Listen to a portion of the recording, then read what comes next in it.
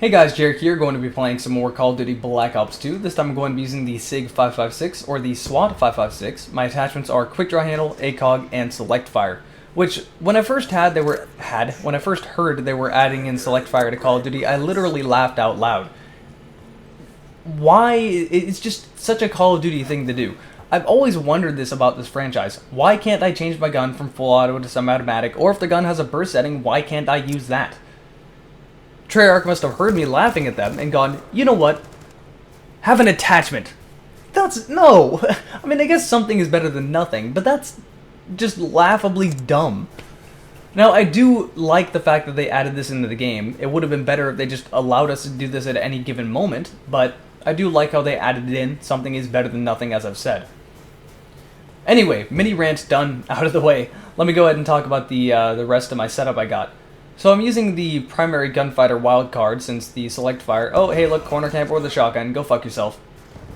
That happens to be my first death. Kind of annoying. But I am using the primary gunfighter wildcard because select fire takes up one of the attachment slots, so you pretty much have to use that. I am using the other wildcard perk 2 greed because if you're using the burst rifles, toughness helps drastically, and I also need scavenger. And I don't want to get rid of hardline or engineer, so I got rid of all my tactical and lethal grenades. So all the kills you'll see will be with the SIG 556, and I don't think I knifed down anyone either.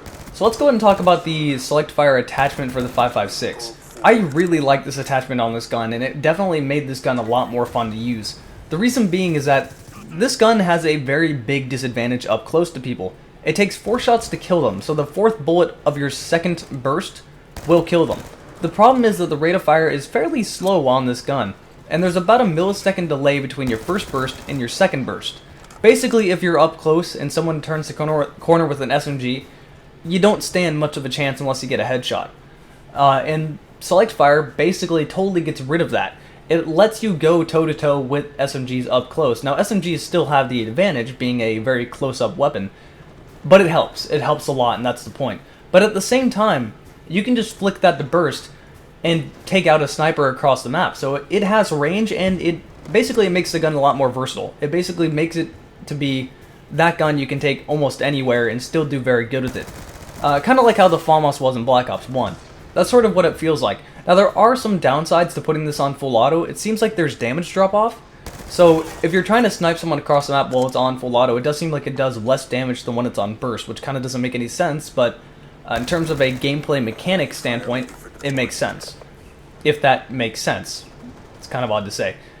So yeah, I definitely do really like this. You can probably see multiple instances of me just constantly switching back and forth between burst and full auto, but it truly does help dramatically. And it definitely adds a lot to this gun, and it does make it a lot more fun to use, too. I don't know, this gun went from being a gun that I liked using only because I like SIGs, and kind of it being a little bit kind of boring and lackluster, to it definitely being one of my preferred guns to use in the game. I don't know if it's just me, but guns in Black Ops 2 just, I don't know, they don't feel quite as fun to use as they did in Black Ops 1. Like, something about them just feels off compared to the first game. But this definitely has added a little bit of extra fun to the weapons, if that makes sense, to both the XM8 and the 556. The XM8's another gun that benefits greatly from this, not quite as much as the 556 because you can use that thing burst all you want, and it's still going to be good up close as well. Oh, by the way, died 1 kill short of my highest kill streak. Frustratingly annoying. And that's me getting mad.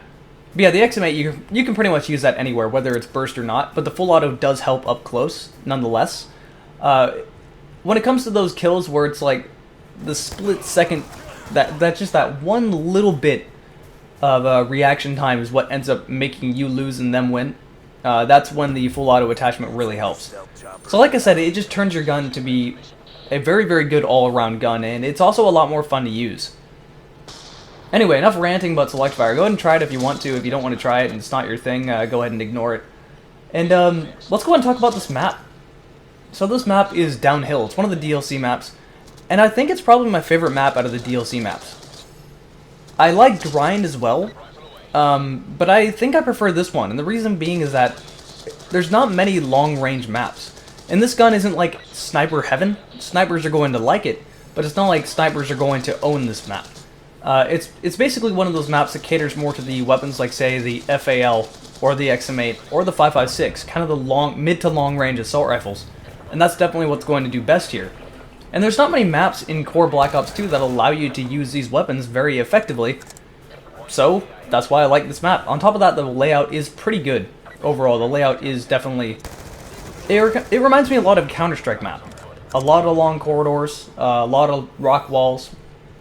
It's just one of those maps where you can legitimately outsmart people, and you didn't see that a whole lot in Black Ops 2. You saw a lot more of just spray and praying everywhere.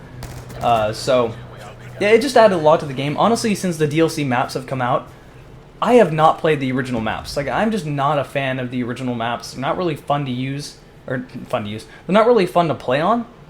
The layouts are incredibly tiny, and it's just very, very spray and pray. There's not much thinking involved. It's just a lot of... Yeah, it's just shoot everywhere. And also, I died 1 kill short of getting my kill streak again. Fuck. That's beyond frustrating. Anywho, all the new DLC maps have sort of a gimmick to it. This one being just the fact that you're fighting on some sort of ski resort, and there is ski lifts on this map, and those ski lifts are fucking dangerous. Those things are... You should worry more about the ski lifts than you should worry about the enemies. I'm not kidding when I say that. Those ski lifts, if you run by them, you die. If you touch them while they're moving in any way whatsoever, you die. It works like the Halo 1 vehicles where if they tap you, you're just instantly dead. It is just... I have had that happen so many times, and you will see it in the bottom left. You've probably seen it a few times in this video. Mistakes were made, and they even made a picture for the gondola. They made a picture for that thing, because they knew people were going to die. That was a completely intentional choice by Treyarch. But yeah, there's the last kill. You can kind of see a little bit of lag in this last kill. All my bullets just magically phasing through the enemy I'm trying to shoot. Let's go ahead and look at it again. See, look at that. Half of those bullets, no contact at all, magically somehow get a headshot there at the end. Well, actually, it's not magical. That was a headshot, but finally got the headshot I should have got forever ago. Went 31-6. Okay game. Hope you enjoyed it, and I'll see you later.